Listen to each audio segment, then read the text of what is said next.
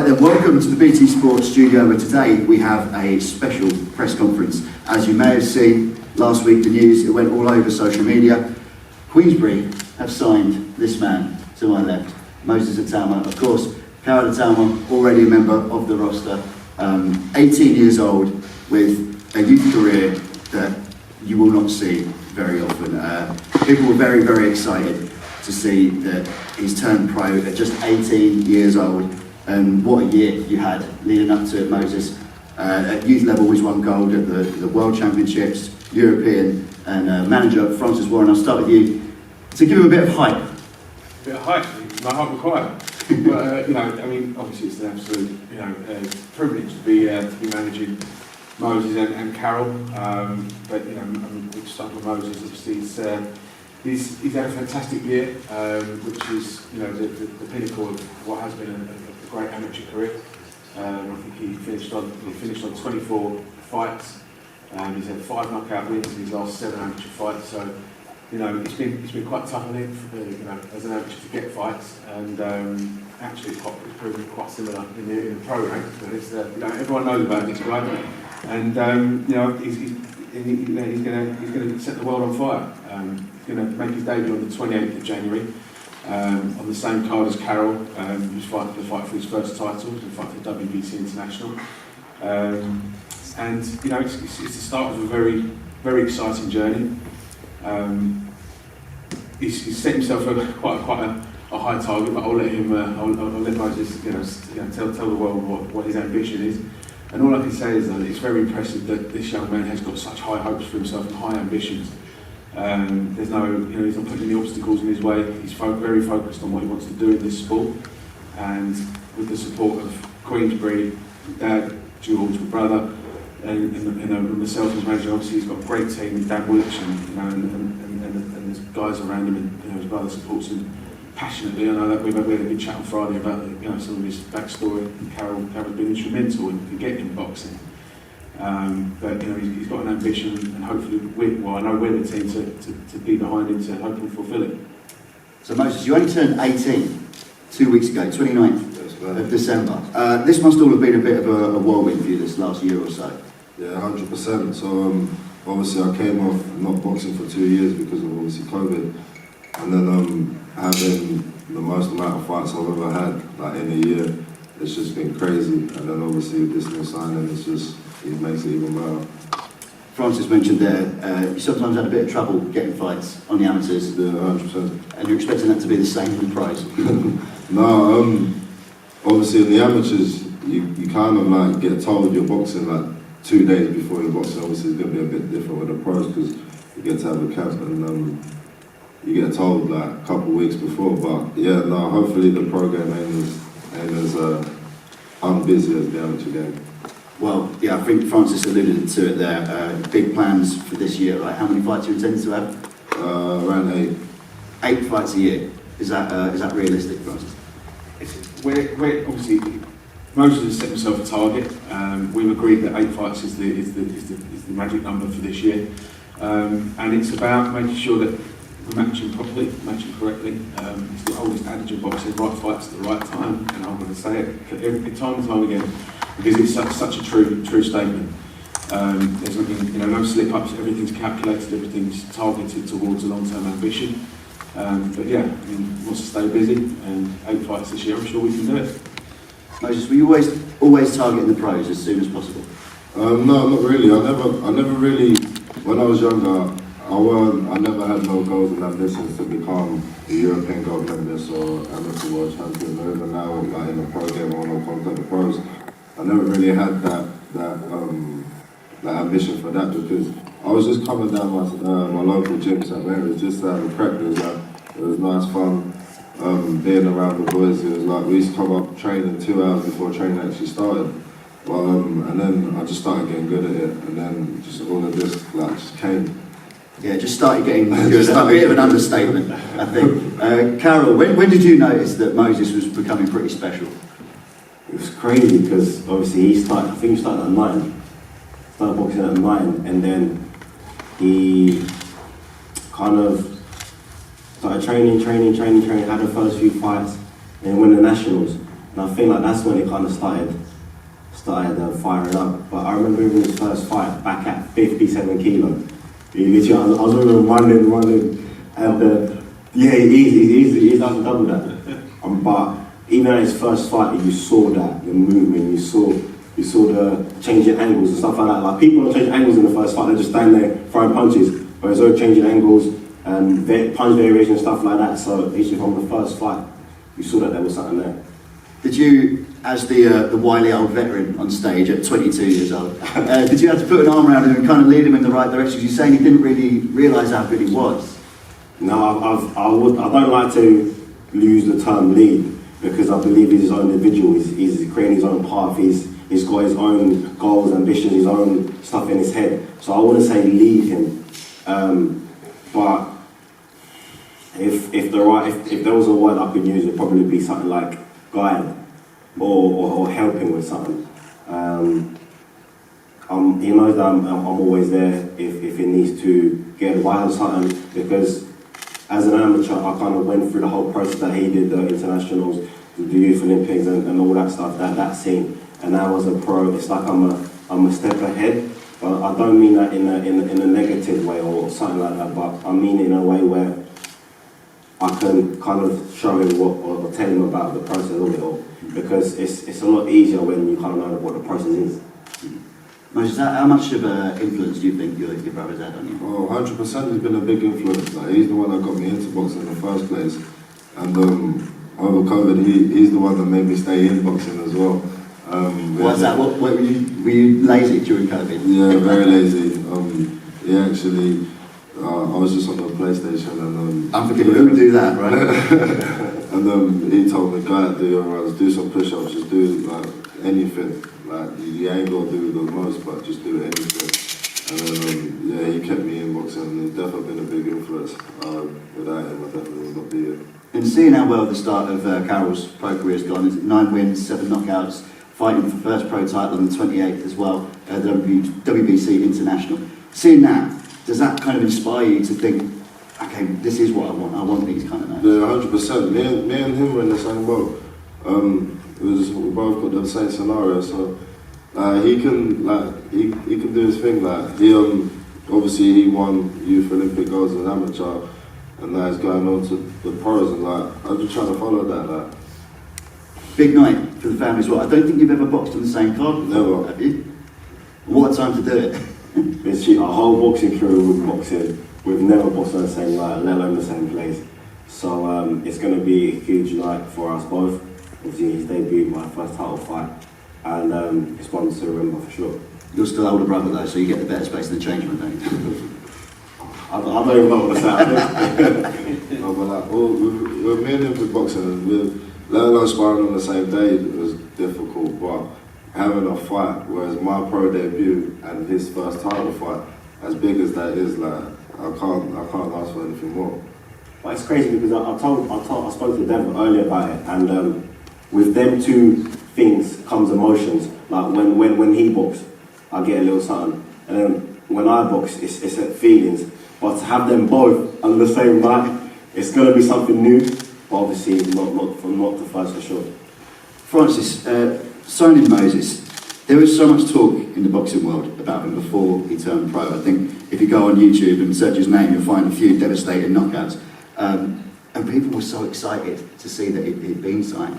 And obviously with Queensbury and BT Sport, a big network. Was there a lot of competition, a lot of people trying to sign up for themselves? I think a lot of people talk a good game, and you know, as his manager, obviously I invited people to come and have a chat. But I think sometimes other promoters probably realise that certain fighters belong with a certain promoter or a certain TV station.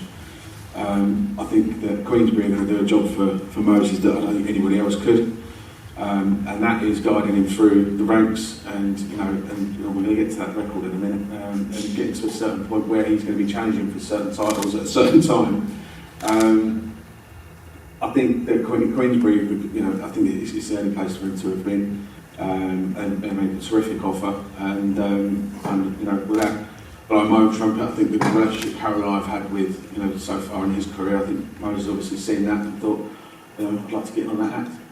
It's been very smooth sailing regarding, with Karol and I regarding his, with his career thus far, and sort of toward, I don't think Moses and I really had much of a conversation until after he'd won his World Youth title, and I mentioned about, should we get you both on the same card for your debut, and there was a big smile from both guys. So it's about delivering what you promise and focusing on what the guys want out of their careers. And I firmly believe that Queensbury, BT, and myself as the manager is a great move for them. Moses, do you want to elaborate on what that record is that you're chasing down? Well, I wanna become the youngest ever world champion. I wanna beat Mike Tyson's record at 20 years, 4 months and 22 days. Easy, right? No ambition at all here. But pushing yourself against the best. A lot of the talk about you is of course the people you've sparred with. I saw a reply to an interview you did the other day from Artur Beterbiev saying at 15 years old, you gave him 3 of the hardest spars he's ever had, and he was learning tips from you. Who else have you been in with? I sparred Joe Joyce, Les Cody, Anthony Joshua. I sparred like the heavyweights that are on the scene right now. Sometimes more time I've held my own, and even sometimes I've came on top of the spar. So I'm very confident in my ability, and I was going to see the difference between the pros to the amateurs.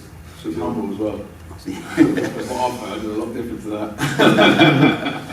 It's when you say confident in your ability, of course you are, but there's a difference in being confident in your ability and then I'm going to break Mike Tyson's record. When did your sort of confidence cross the line between being I'm very good to I'm going to be the best? I want to be part of history. It's therefore, if boxing's done and dealt with, I want my names to be in there amongst their names. So it's a thing I'm chasing down. It's just in my subconscious. Like there ain't gonna be no Mike Tyson record if I don't get through my pro debut. So I'm always thinking about the next fight. It's just my pro debuts first, and then comes the second fight, third fight, full fight, and so on and so on. But the goal I'm aiming for is the Mike Tyson record, but that's long term. First fight at Wembley Arena as well. What a place to do it. No, it's a blessing. What are your sort of immediate plans? I know that doesn't give you very long to get to that record, but with 8 fights a year, just where do you see yourself, for example, in 6 months? Do you see yourself already fighting for sort of title levels, British titles, or are you just going to kind of listen to France? Well, you can't box for a British title until you're 20, so obviously that's going to be that, yeah. So that's out the picture, but step-ups, minuscule step-ups. I think that's down to Francis, obviously my manager, and he sorted that out, informed me, and then I just turned up with me and Dan Willage, and get the fight happening. But I level the stuff that's out of the ring, that's out of my control, in Francis's hands. Speaking of titles, Karol mentioned it earlier, the WBC international title you're fighting for on the 28th. A big step in moving your career forward. How excited are you for that fight? Yeah, I'm very excited. Obviously, when we look at the bigger picture, I made my debut December 2020, and fast forward to today, we're literally like 18, 19 days away from our first title, so it is exciting, and I'm looking forward to it. And Francis, do we have any names yet? We've got an opponent in from Argentina, Moderna. He's 28 and 10. He's got 18 knockouts, so you'll have to be on top game, top form. But the thing is with Karol, he's just a consummate professional. That whether it was a 4-rounder in the start of his career to his first title fight, he's on his A game. I think the last fight he had at Tottenham's ground with Tyson's Fury's undercard was perfect preparation for that. He had 8 tough rounds and then turned it on, got rid of the guy, and I think it was great preparation for his first 10 rounds. And Karol, all this talk of record title chases, how do you place yourself in that? What's your sort of next 6, 12 months looking like? So obviously we've got a title on the 28th, and from then on is them incremental improvements, step out in class. What's going to happen at the end of this year? Are we going to get another title or something like that? I'm not too sure. However, like I said, external things get left to my manager, and I'm sure we are going to climb the ranks. just 22 years old as well, another incredible prospect, but someone who we've seen, like you said, since December 2020, we've seen on BT Sport a number of times now. What sort of timescale do you give Karol for his sort of ascent to the top tier of the sport? Well, I think, it's, as Karol just said, it's just, every fight's got to be a slight step up, slight step up, slight step up. And, the BC International became available, I've got it both hands, so I know he's capable of making that step up now. A couple of defences of that, and see where we sit with the British rankings towards the end of the year, because I think, British Commonwealth titles are ones that we'd like to pick up, ones that you'd like to look back on your career and you say, yeah, I won those. So, yeah, that's what I mean. I know Dan Azizi's flying high at the moment. He's got British, Commonwealth and European, so we'll see what happens with those titles towards the end of the year. And but in the meantime, we're not focused on anyone else. We're looking towards, just making sure that Karol gets his education, preparation, and fight night experiences to the highest level. And just step by step. But we're very excited. One interesting one. By the time Rico's done his second year, and he's 60, if he has no late fights, he'll be 16-0. You'll be 17-0, so there'll be one behind you. Wow. So yeah, so that's these guys are they're probably the easiest guys to work with because they're so dedicated and so focused on what they want to do and what they want to achieve, and very different characters, and very different career paths, but the support and help they give each other is fantastic, and very, very excited for the journey with them. Very excited. Do you reckon it'll ever get competitive between you two? Who's got the most wins? I think it's always been competitive, but it's a positive competition. Like it's one that pushes us on. It's never negative, and I think that's important. Like you need that. And is there any talk of that kind of dream night happening a few years in the future? Both of you at world level, big stadium. Does that ever get talked about in the family? What do you mean? Well, both fighting for a world title the same night, same card, big crowd. No, that would be crazy. It's never been a comparison with me and my brother. Not fighting each other. No, that's what I mean. That's it. There's never been any comparison. We've had, although we're on the same path, we did have different roads, and like he came into boxing quite late. I came into boxing quite young, completely different way. And what I admire from my brother is the work rate. Like I live with him, and it is non-stop training, and then like I'm kind of just trying to follow on and get up behind him. But